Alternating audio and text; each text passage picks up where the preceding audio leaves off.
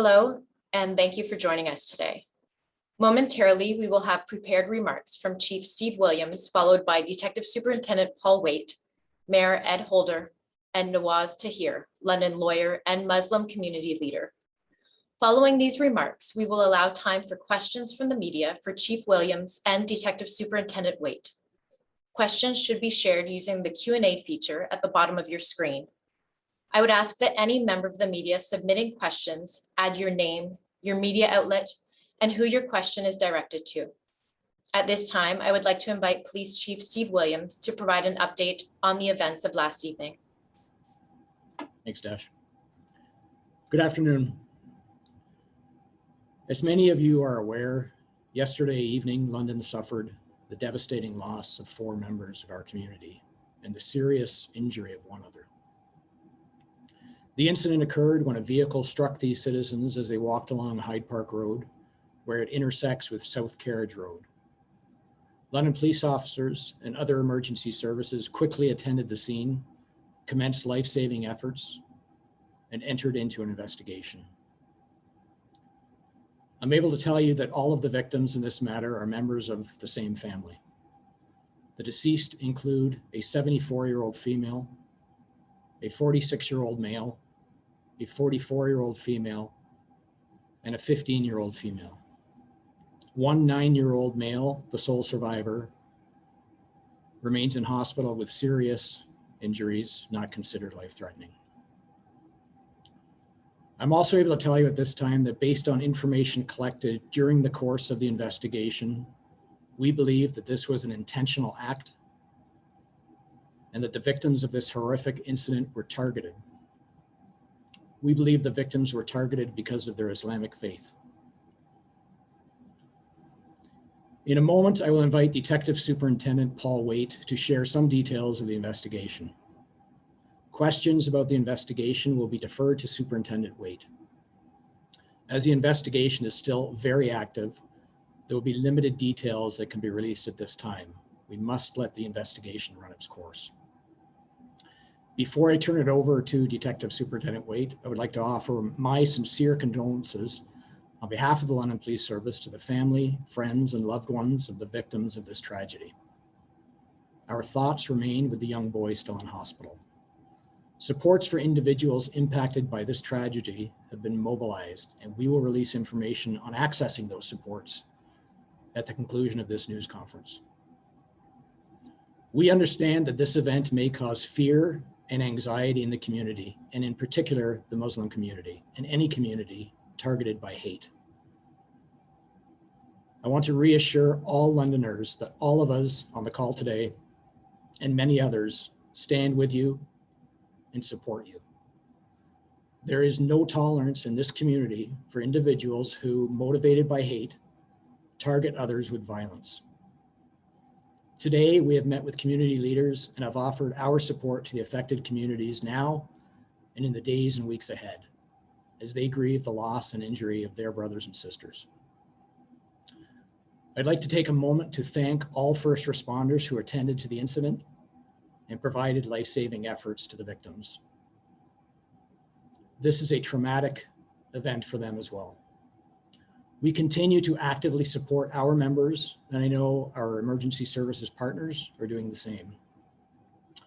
I'd also like to thank members of the community who stopped to offer support and assistance last night, those who called 911, and those who remained with the victims until first responders arrived. Events such as this are thankfully rare, but incredibly traumatic to all those involved. At the conclusion of this press conference, we will be sharing telephone lines that have been set up to support our community members and to encourage those who who wish to reach out to do so. Once again, I offer my profound sympathy to the victims and their families and to the London community. As when one of us suffers tragic loss, we're all impacted. I'll now turn things over to Detective Superintendent Paul Waite.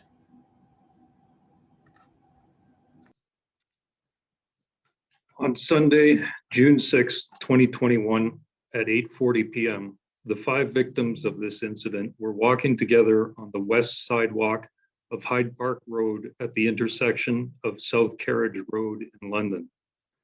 They were waiting at the intersection to cross to the east side of Hyde Park Road. The weather at the time was clear and dry with good visibility. A black pickup truck occupied by a lone male traveling southbound on Hyde Park Road mounted the curb and struck the 5 victims waiting to cross the intersection. The pickup truck continued to drive southbound on Hyde Park Road at a high rate of speed. It was observed to turn left on Oxford Street, not stopping for the red light. Several 911 calls were received, and police, fire, and paramedic services were immediately dispatched to the scene. At approximately 8:45 p.m., the lone occupant of the vehicle stopped in the parking lot of a mall located at Oxford Street and Cherry Hill Boulevard, a distance of approximately 7 kilometers from the scene. Police attended this location and placed the driver under arrest. Family members of the victims have requested that the names of the victims not be released at this time. The postmortems are scheduled to occur tomorrow at the Center of Forensic Sciences in Toronto. There is evidence that this was a planned, premeditated act motivated by hate. It is believed that these victims were targeted because they were Muslim. There is no known previous connection between the suspect and the victims. As a result of the investigation, Nathaniel Veltman, 20 years of age, of London, has been charged with 4 counts of first-degree murder and 1 count of attempt murder. He's expected to appear in court today. The scene of the collision is still closed to the public, and we ask that people continue to avoid the area. A tip line has been set up. The number is 519-661-5515, extension 5842. Anyone with information regarding this incident is urged to call in. The Crime Stoppers phone number, 1-800-222-TIPS, is also available for people to call in anonymously. Thank you, Detective Superintendent Waite. I would now like to invite the Mayor of London, Ed Holder, to share a few words with our community. Thank you, Sandra. I'll keep my comments brief because words fail on a day as dark as this, but still words matter. I speak on behalf of City Council and all Londoners when I say our hearts are broken. I grieve for the family, 3 generations of whom are now deceased. I weep for their loved ones. I pray for the recovery of the child who still remains in a hospital. I've ordered flags outside City Hall lowered for the next 3 days. First, I'd like to thank members of the police service, the London Fire Department, Middlesex London EMS, for your compassion and professionalism in responding to this traumatic event. You make us proud on a daily basis, and now in our darkest hours. You know, Deputy Mayor Josh Morgan and I met earlier today with leaders in London's Muslim community at the Mosque to express our profound sadness. Speaking directly to our broader, beloved Muslim community now, I want each of you to know that ours is a safe community. You should feel safe in London. This is as much your home as it is mine. And while your hearts are heavy, I want you to feel secure living in our community. Let me be clear, this was an act of mass murder perpetrated against Muslims, against Londoners, and rooted in unspeakable hatred. The magnitude of such hatred can make one question who we are as a city and who we are as Londoners. It's up to us, though, all of us, to answer that question through not only our words, but our actions. Look, we can say this isn't who we are, and I know that to be true. Words, though, are not enough. We must demonstrate, behave, and act on those words. This act of Islamophobia, this act of unspeakable hatred, must be followed by acts of compassion, acts of kindness, acts of humanity, acts of solidarity, empathy, justice, and above all, love. The love we hold for our Muslim brothers and sisters in London is unwavering and unconditional. All Londoners do benefit from your kindness and your goodwill. We are not merely a city, we are a community. We are family. And as such, we wrap our collective arms around you today as we grieve. And together, our hearts will mend. Thank you, Mayor Holder. I now invite Nawaz Tahir, London lawyer and Muslim community leader and spokesperson, to say a few words. Good afternoon, thank you. Our hearts are broken, our minds numb with pain. Last night, our community suffered an immense tragedy. A Muslim family, out for a walk on a beautiful summer evening, was run down by a car driven by a man who appears to have been filled with hate. One child remains in hospital, and 4 people will never return home again. The horror that has visited this family, the Canadian Muslim community, and Canada at large last night is unfathomable. These were innocent human beings who were killed simply because they're Muslim. The London Muslim community has a long history in this city. This is our home, and it is as much a part of us as we are a part of it. The individual that did this doesn't understand that. We will stand strong against hate. We will stand strong against Islamophobia. We will respond to those trying to inflict terror on our community with love. We will survive this test through faith, through love, through our unshakable belief in God and our quest for justice. Hate will never overshadow the light of love. Make no mistake about it, justice must and will be done. Every Londoner, every Ontarian, every Canadian must stop and ask ourselves, how do we make sure this never happens again? January 29th, 2017, the Quebec City Mosque Massacre. June 7, 2021, a horrific act of terror on a loving family in London. September 12th, 2020, a slaying at the IMO Mosque in Toronto. We simply cannot add another date. We must confront and stamp out Islamophobia and Islamophobic violence. Not tomorrow, today. For the sake of our children, our families, our communities. At this time, I ask that we please respect the privacy of the family. Please let them absorb this devastation privately. Please respect their wishes. Please let the London Police do their job and follow their processes. I want to thank the Police Chief Williams, Mayor Holder, the entire police team for your assistance in this difficult time. Thank you. Thank you, Mr. Tahir. This concludes our formal remarks. Just a reminder that at the end of this conference, we will be sharing community support line telephone numbers on the screen and ask that you share them with the public. I will now invite questions from the media for Chief Williams or Detective Superintendent Waite via the question and answer function at the bottom of your screen.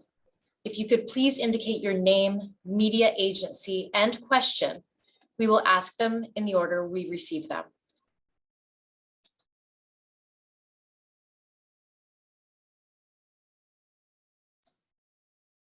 The first question is from Mike Hagar, Globe and Mail.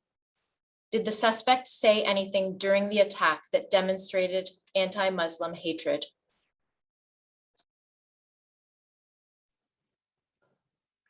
I can't get into specific evidence other than to say that there was evidence that this incident was hate motivated.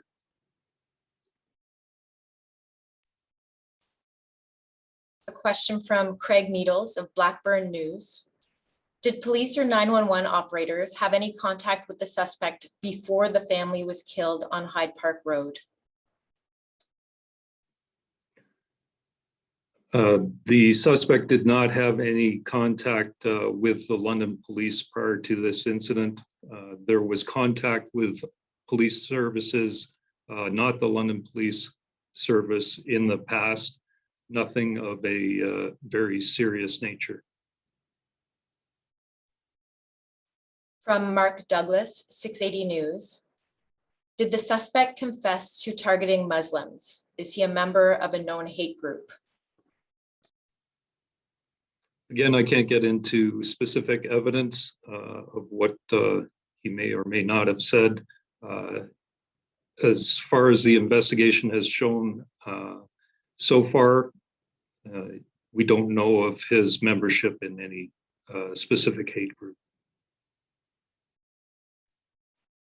Just a follow-up question from Mike Hagar for Detective Superintendent Waite. He's asking if there's a presence online that investigators have used to determine his motivation. We gather evidence from a variety of sources, including online. That's all I can comment on that.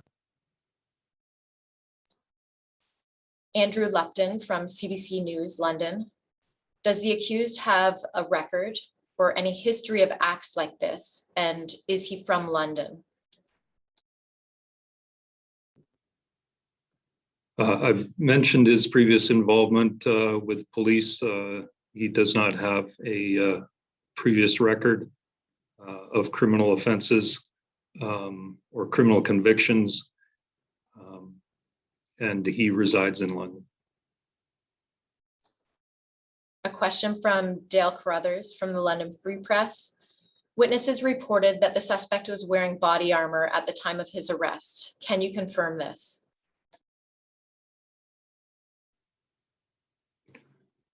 He was wearing a vest that appeared to be like body armor.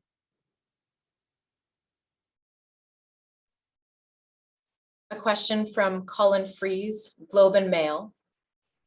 Are the London Police Service working with federal police and prosecutors to lay potential Terrorism Act charges? Yes, we've received several phone calls from our policing partners offering their assistance, including the RCMP, and we will be liaising with them in terms of potential terrorism charges, along with liaison with the Ministry of the Attorney General. A question from Adrian from City News, City TV. What can you tell us about the arrest? How was he apprehended at Cherry Hill Mall?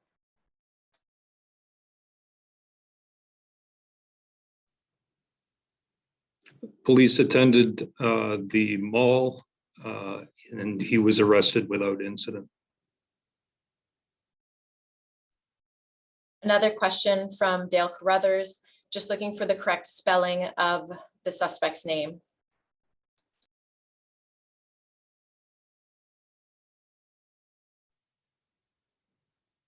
Is Nathaniel Veltman. It's Veltman,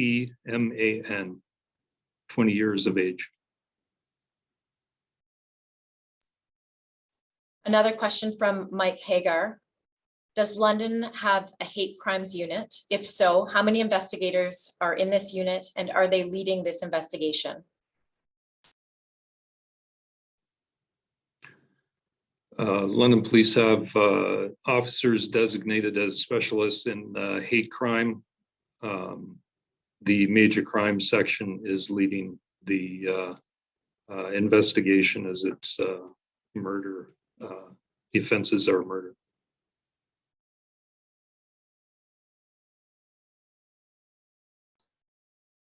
Mark Douglas from 680 News again. The mayor called this mass murder. Do police agree with that description?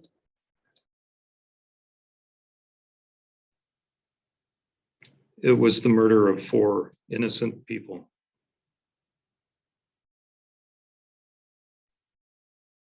A follow-up from Adrian at City TV. What leads you to believe that this was an intentional attack and that the family was targeted because of their Islamic faith?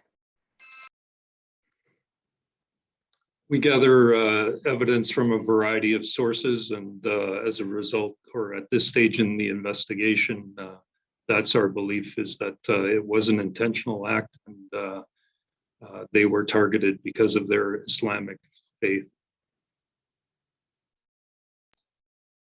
A question from Jacqueline LaBelle, 980 CFPL, for Detective Superintendent Waite. Chief Williams said it's believed that this was an intentional act, but can police say whether it was planned well in advance? It was pre-planned and premeditated. That's why first-degree murder charges were laid. Another question from Dale Carruthers from London Free Press. Did the suspect have a knife on him at the time of his arrest? That's part of evidence. I'm not going to confirm or deny that.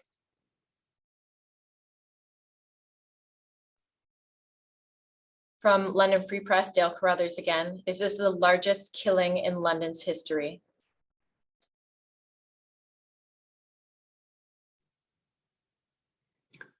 I believe it is, in terms of the most people murdered at one time, but I haven't checked into the history, but I believe it is. A question from Colin Fries. Do you know where the family had been prior to the accident, where they had been and where they were going?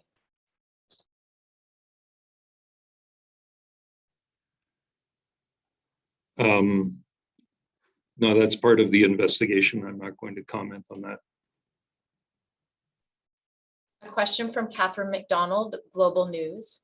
Can you reassure members of the Muslim community in London that they're safe?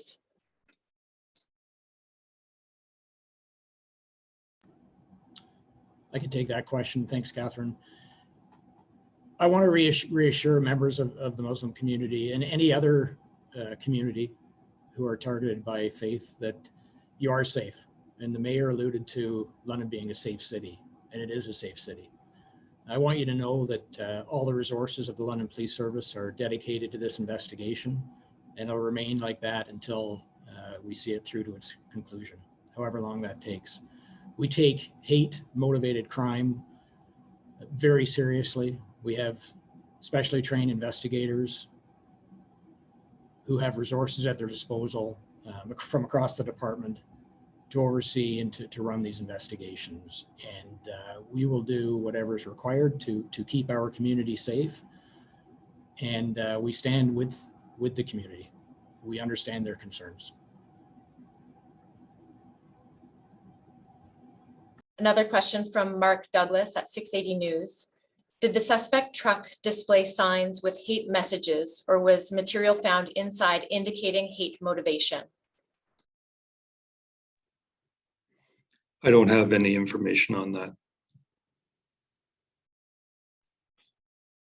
Another question. Were members of the family wearing traditional clothing of any kind? Also, have police ruled out Mr. Veltman having any accomplices? What can you tell Londoners scared that this suspect may not be alone? At this point in the investigation, there is no indication that there were others involved with Mr. Veltman in committing these offenses.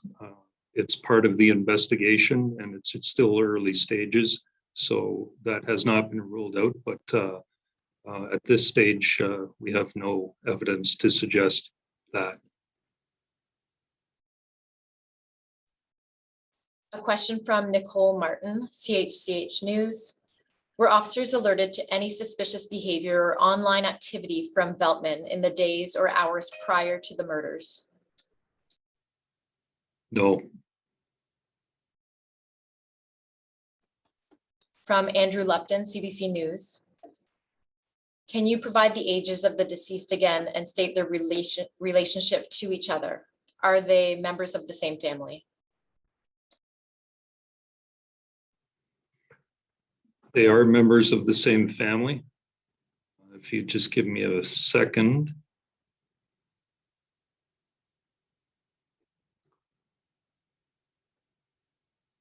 Deceased was a 74-year-old female, a 46-year-old male, a 44-year-old female, and a 15-year-old female.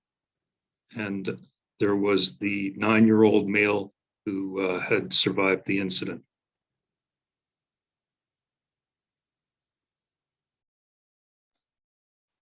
From Catherine McDonald, is a search warrant being carried out at Beltman's home? Also, did he live with his parents?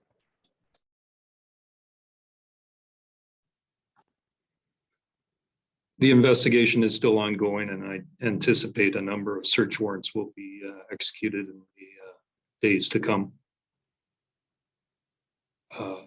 He did not live with his parents. Okay, and the last question from Dale Carruthers, London Free Press. How old was the woman who died at the scene?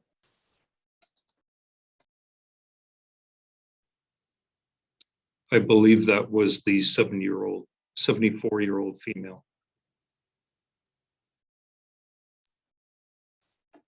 Thank you. That concludes our press conference. Thank you everyone for joining us today.